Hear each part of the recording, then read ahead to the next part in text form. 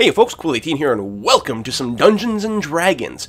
So myself and a group of viewers and some other YouTubers and actually a game programmer all got together on the weekend and played some Dungeons & Dragons Next Edition. This is the new version of D&D that is being worked on by Wizards of the Coast and that is still in active development. Every month the rules keep changing a little bit, so expect us to be pretty rusty. Most of us, well, none of us have actually played D&D Next before. Some of us have never played any versions of Dungeons & Dragons before. Not everyone has a perfect mic, but we have a great time, and I hope you enjoy this video considerably. Now, unfortunately, we in our Saturday session, the audio got corrupted in the very first part of the video, so you have missed the introduction and the very first fight that the players get in involving a group of skeletons, but the majority of the gameplay is still here. And what I'm going to do for you now is read the introduction to the adventure that the players would have heard that set the stage for what their mission is. As you walked the last of the 1,000 steps down the spiral stone staircase of the deep catacombs of the city, you questioned, not for the first time, exactly how you'd ended up being drafted for this job. Certainly a few of you were here out of a sense of honor. Others maybe the promise of a reward. Still others, you suspect, must be here under the terms of their parole. None of you, and of this there was no doubt, were qualified to undertake this mission. But the city was desperate. Besieged from all sides and facing imminent destruction by hordes of vast enemies, I should say, it seemed that there was no choice but to retrieve the ancient orb of ooze from the deep catacombs. Only it held the promise of saving the city, and you were the only adventurers in town when the city fell under siege. Finally reaching the base of the stairs, you find yourselves in a large chamber carved out of bedrock. Raising your torches above your heads, you gaze upon the golden symbol of ooze inlaid on the floor. As far as you know, you are the first people to see this room in 12 generations of man. You've been taught the phrase that will cause the seal on the floor to open the tomb of ooze where the orb that you seek is located. You'd very much like to do that now, since the city could fall to the siege at any time.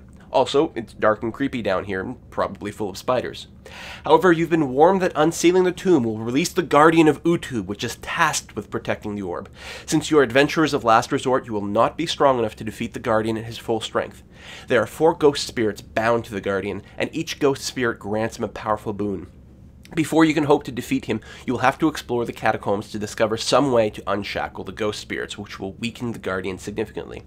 Ideally, you would like to unshackle all 4 spirits, but time grows short and you may have to settle for only freeing a few. No, however, at this point, if you guys wanted to, you could go back and explore all the coffins. Yeah, I'm going down to look at this skeleton commander's coffin. Yeah, so what I'm going to do... I'll go this way and look. Okay. Yeah, let's pick this guy. In the interest of time, what I'm just going to do is expose all this. That skeleton that grabbed me at the beginning. Yeah. I take his sword. Okay. And it's not an impressive weapon, but, you know, it's a good trophy from your combat. I was just doing it out of spite. Hey. Whoa. What is this I'm looking at? Yes, so... I take that sword. That's something Conan would look at and say, that is awesome. That's my sword. Whoa, no. Mine! No, I need that. Mine! So one of the coffins contains a beautiful dagger. A beautiful jeweled dagger that would be completely inconvenient to use in combat. It's not meant to be used in battle. Frankly, it's kind of a glorified letter opener, but you figure it's extremely valuable. In another coffin, there is a massive greatsword of exquisite design. In fact, are any of you dwarves? I don't think so. Hey! Wait. Is any of us honestly going to be swinging two-handed? Well, Morgan is already using a greatsword. Yeah, I use a greatsword. Yep. And this has every sign of being a magical greatsword. In fact, it's a +1 greatsword. Do I dual wield or do I swing a massive sword? I take it. What would Conan do? If someone has one of the icons in D20 is not muted, just make sure you have each person's icon muted if they have sound on there. Oh, inside of the D20 tool itself? I believe so.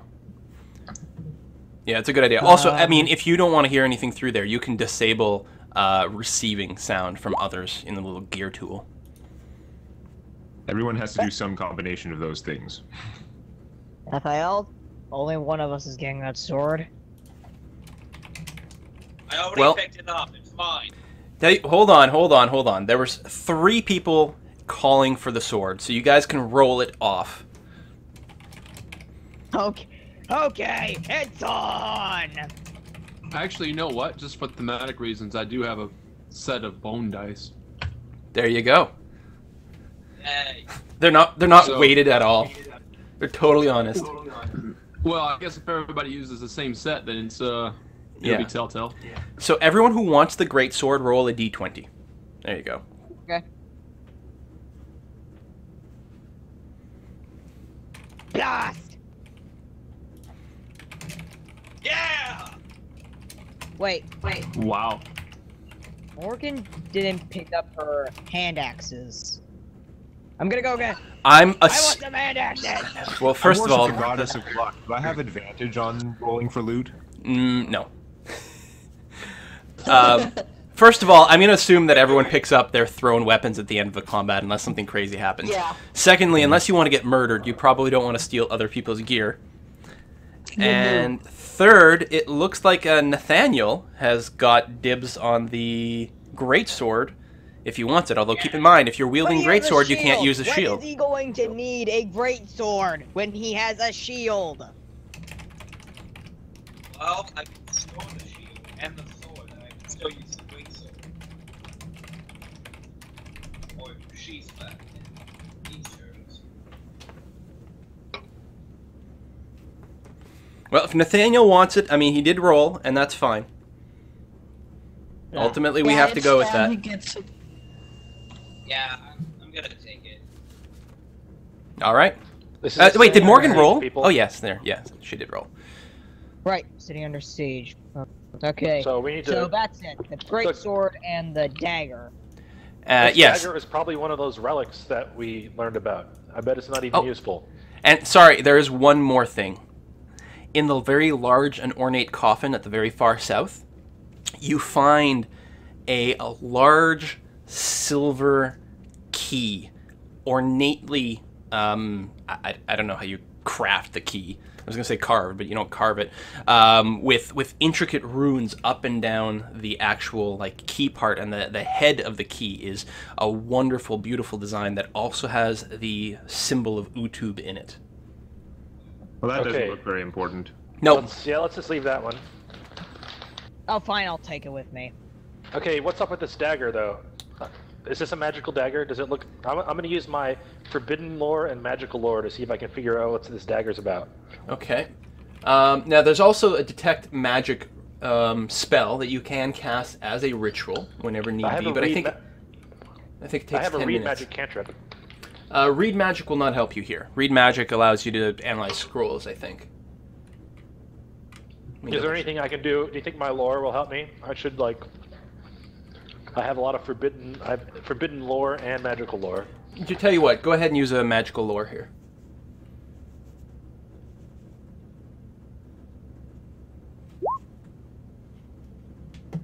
No. In this case, you're not able to discern anything either way. Normally, you would use a detect magic to be able to tell if something is magical. So if you don't have it memorized for your spells for the day, you can cast it in ritual form, which takes, I think, 10 minutes. Would subterranean Okay. lore get me anything out of this particular area?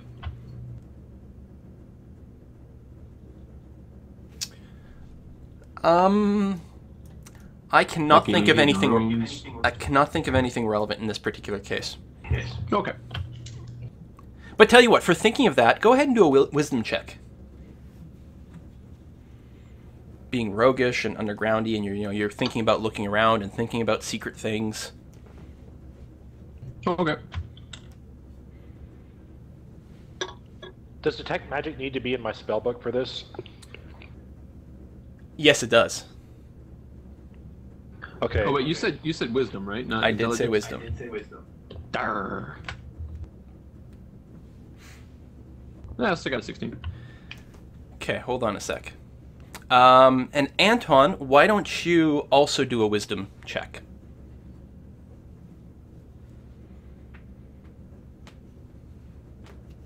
Our powers combined. There you go. Okay, Alton, when you're sort of snooping around thinking about secret doors and whatnot, and you're looking around and considering things, you notice that that Anton spent a little bit of extra time snooping around in one of the coffins.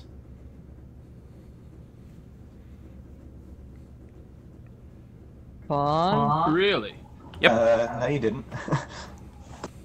Interesting. So, find anything of interest? Oh no, mate, I didn't find nothing. Really? Hey guys, I think Anton's holding out on us. Whatever. And I there's say we a secret door here. Yeah. Guys, This is a secret door here. I say we just head on. Okay, I grabbed the dagger. Hang on. What are you trying to tell us something? I just think as a group we should keep things honest. all I found was a pair of slippers. I don't think they're anything of worth. They are pink. Can I have a look at them? He's wearing them. They're pretty visible, actually, because they are hot pink slippers. They lit fabulously. We got more pressing matters anyway. Let's just leave. Okay. I don't care about his shoes. I care about the gold dagger. Well, if someone wants to claim the gold dagger for themselves, you can do that, or you could always just... At this point, yeah, you could claim it, and that's fine. I've just grabbed it. Alright, I have a dagger. Okay. And I stick it in my belt. So we're going to assume, like, ultimately everyone will end up maybe with one piece of loot, and then we'll sort of start over from there. So if you've already claimed a treasure, next time some treasure is found, you won't be able to call dibs on it. Alright, so... Let me I still reveal... have a charm person No, spell. no, for next time. Off we go to the next area.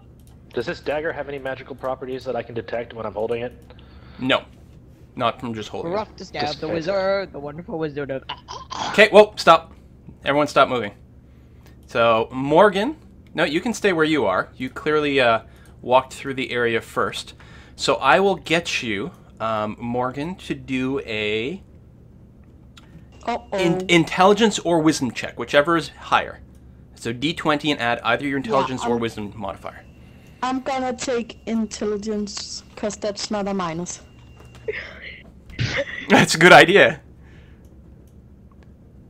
Alright, so here's what happens. You guys are walking down there, you guys are all excited about your victory against the skeletons, you're feeling pumped and awesome. You guys are just clearly the best adventuring troupe there is, and you're walking down these dark hallways, but you're not scared anymore, and then all of a sudden, Morgan finds himself completely encased in jelly. And then it strikes you. Slimes. That happened. That happened to me during my first game. It was like a third edition. Well, this went. I This think went it was all someone Tellaz else in a actually. hurry. I think it was the rogue in our party. Yeah, walked right into a jelly. God, that was hilarious. There is a gelatinous cube in this hallway. This is a large, literally a cube of jelly that's out there. And when it's not moving, it's very, very hard to detect, especially in the dark, because it's nearly transparent. It occupies a full 10 by 10 foot space, and the problem is that the jelly is quite corrosive, and so Morgan is gonna take 7 points of acid damage. Ouch. Eats away at his skin. Why is my guy so dumb? Sorry, why is what? Why is my guy so dumb? He just wasn't paying attention. It's very hard to see. In fact, the only reason everyone else is noticing it at this point is because of the I don't know, the walls of the gelatinous cube are now quivering and bouncing, just like it's Jello jiggling on a now. table. Yeah, now it's jiggling a whole bunch. But So we're also, gonna. You're sort of floating in it. How many hit points does Morgan have now? 13. Okay, by that count, if we do not get her out in 2 rounds, we will all get some free loot. So go ahead and everyone roll initiative again. Actually, you know what? Tell you what. I will give all of you guys initiative. We'll keep, just for simplicity, we'll keep the same order so we don't have to reroll for this particular battle. You'll all get to go before the cube goes again. So we'll go ahead and start. Actually, I'm going to start with Nathaniel, because Nathaniel is the closest to the cube. And then we're going to keep going with the order that we had before. Aww. Just to save time, since we are on a time limit. So there's this giant cube of jelly standing before you, quivering and containing one of your allies. Okay, I roll a d20 plus the +3 modifier, +2 for strength, and +1 for the greatsword. I roll.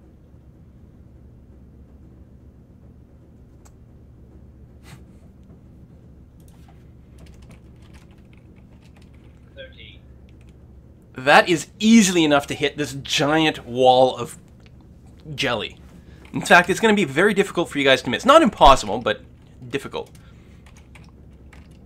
Alright, a d10 for strength. Would that be it? Yes. For the greatsword is a d12, actually. A d12 plus strength +1, because it is a greatsword +1, so it adds an extra point of damage. Alright.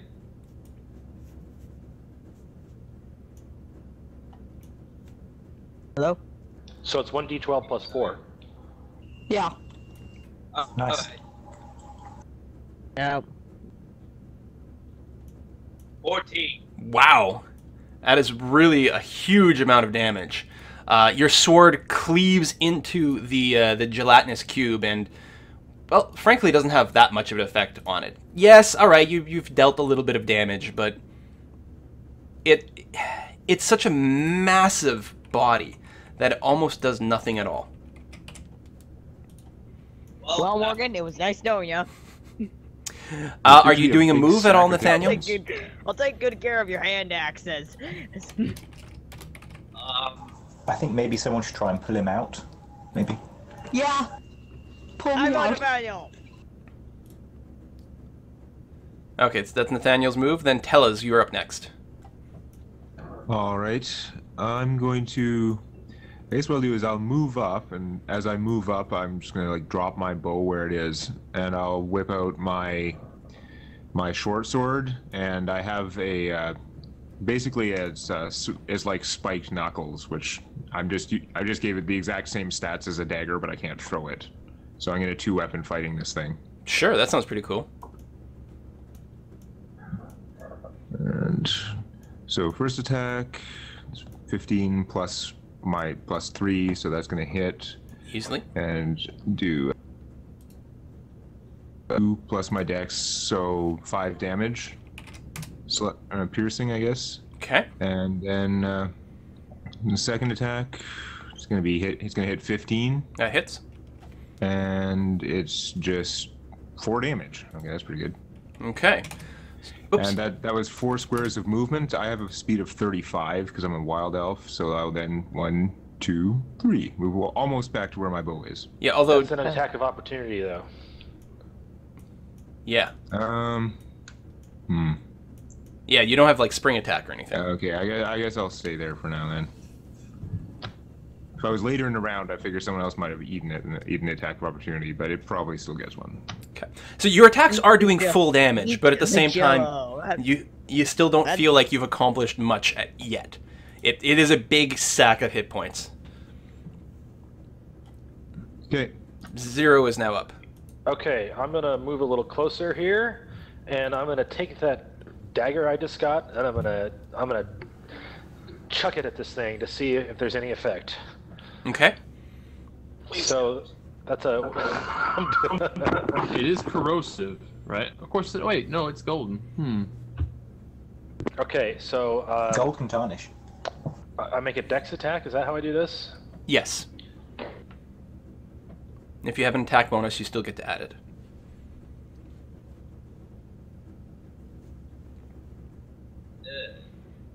Yeah, there we go. 7. 7 hits. Yes. You fling the badly weighted ornamental dagger at the gelatinous cube. It does hit.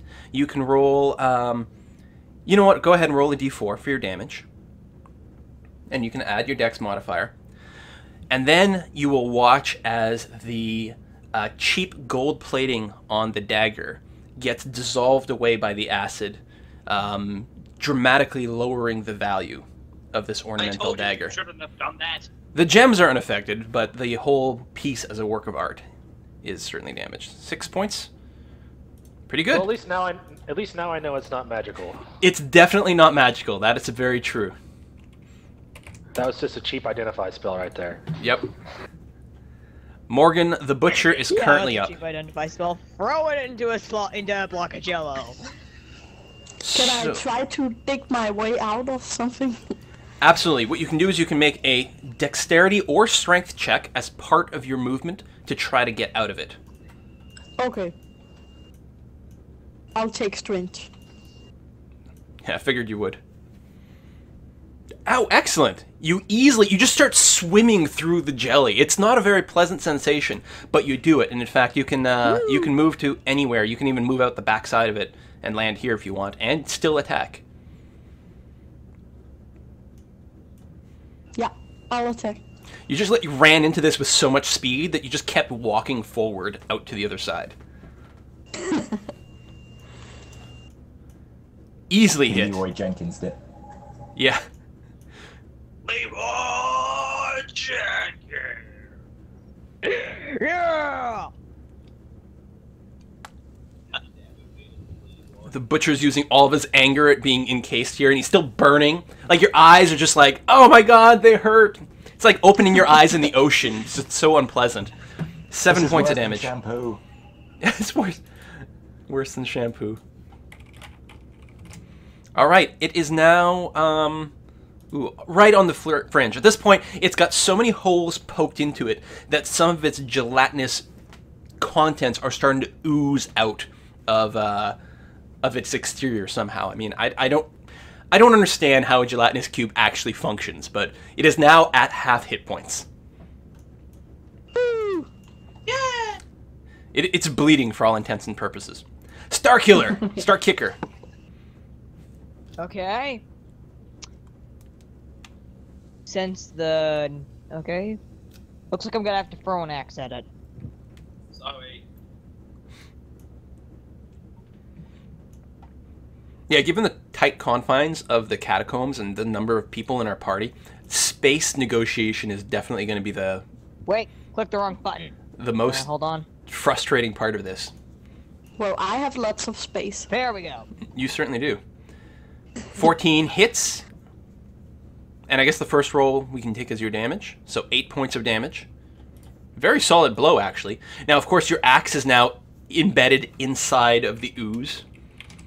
Slowly being dissolved.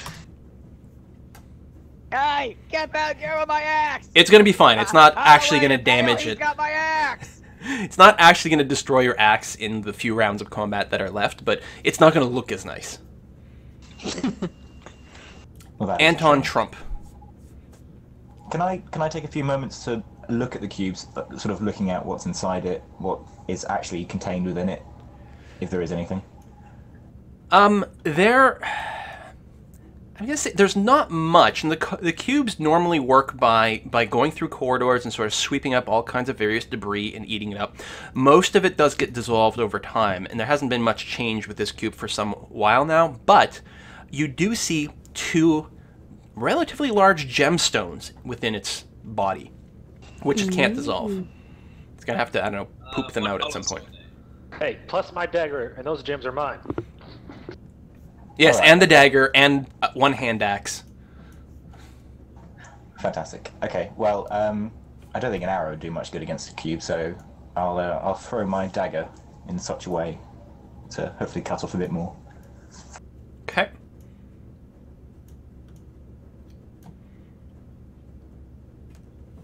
Or not. Yeah, it's very hard to miss, but somehow you successfully missed the cube. This 10-foot by 10-foot by 10-foot cube that literally takes up the entire hallway. Well, you're trying not to hit the people in front of you, so... Yeah, that's the reason. Or maybe, you know, it just hit hilt first and just bounced off the exterior of the jelly, failing to pierce. That's probably more reasonable, actually. Alton Timberpipe, you're up now. Alton Timberpipe, who keeps, like, adding flavor text to things. Versus weapon usable. Does that mean you're passing again?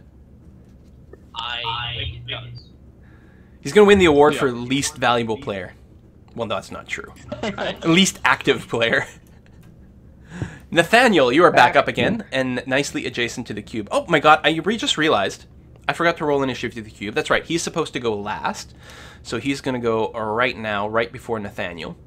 He, unfortunately, can no longer digest Morgan, which makes him kind of upset. Cubes have feelings now. I can't think of a reasonable way for the cube to decide to prefer any particular person, so I'm just going to roll. And end up with, oh, he's attacking Morgan again. I'm really sorry.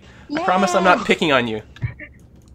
I'll use my reaction to give it disadvantage. Excellent move. So it's just trying to slam into Morgan, just with like its entire sort of body? Question mark? I don't know. Form. Just call it a form. Disadvantage, it definitely misses. I mean, it sort of like waggles forward at you, but you're able to like sort of step back a couple of feet and avoid the, I don't know, the pseudopod that comes out and tries to not only just slam you and hurt you, but actually pull you back into its body. Can you keep its attention and draw it slowly over to that drain? Oh yeah, smart. Interesting. The dagger's in there.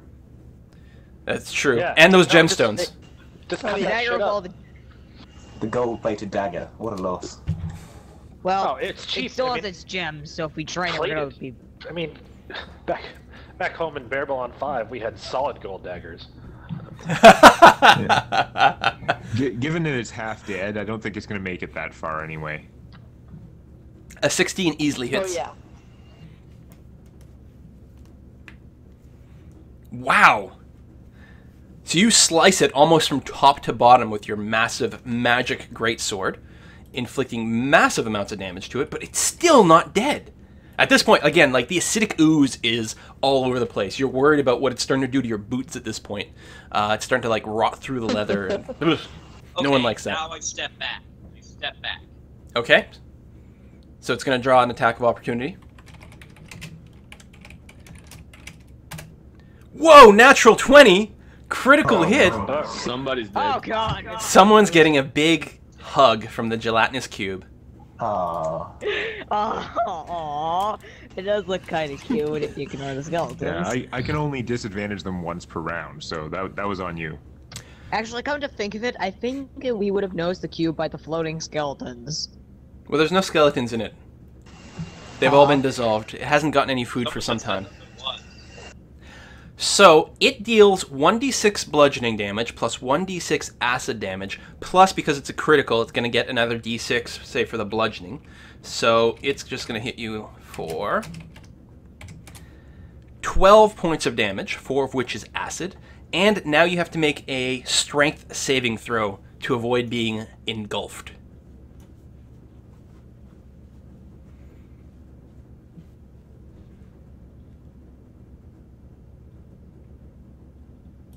Strength saving throw.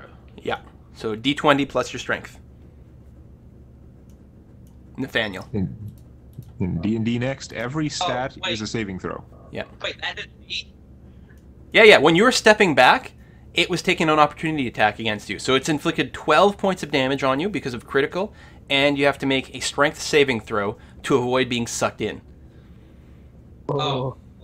I might get some loot after all. Because there's no... I can't find a reference to a 5-foot step in D&D next. 5 health. I'm at 5 health. So make your saving throw, because you do not want to be sucked in. Okay. 1d20 plus your 3. Rolling. I might be wrong. Let's And look for it's- shift. Oh, that's not a good roll. I'm dead. A 4? No, you get engulfed. You do not take the extra damage now. It actually happens at the start of its next turn. So there's going to be a full That's me. round. Don't take me. Oh. Sorry.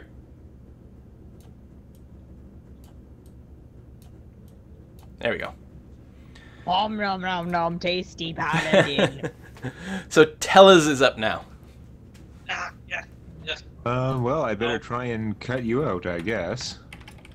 So still two weapon fighting. So.